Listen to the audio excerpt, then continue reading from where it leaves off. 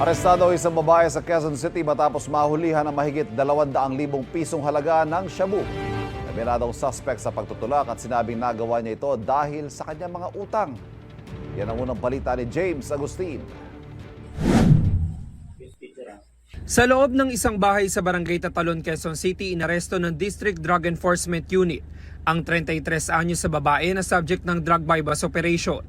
Nabilhan ng droga ang suspect ng operatiba na nagpanggap na buyer. Siya yung itinuturong source nung ating huli last week. And based doon sa aming kinandak na test buy, nag-positive nga na talagang nagbebenta tong ating female drug personality. Nakuha mula sa suspect ang nasa 30 gramo ng shabu na nagkakalaga ng 204,000 pesos.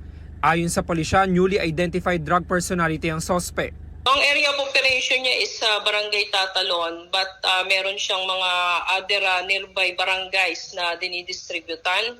And ang kanilang mode of operation ngayon ay sa tindahan, sa sari-sari store. Parang bibili lang yung tao din, isasabay itong kontrabando nga natin. Nakakulong ang suspect sa Galas Police Station at sinampahan na ng reklamong paglabag sa Comprehensive Dangerous Drugs Act. Ginagawa ko po talaga, dala lang po talaga ng pangangailangan ko kasi nga po naano nga po ako sa mga naniningil sa akin. Bakit may mga naniningil sa'yo? Marami po kasi rin akong utang eh. Ilang beses nyo na po kayo ipeta?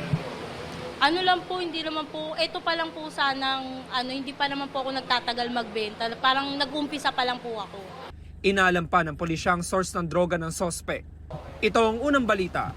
James Agustin para sa GMA Integrated News. Kapuso, para laging una ka sa mga balita, bisitahin at mag-subscribe sa GMA Integrated News sa YouTube. Sa mga kapuso abroad, samahan nyo kami sa GMA Pinoy TV at sa www.gmanews.tv.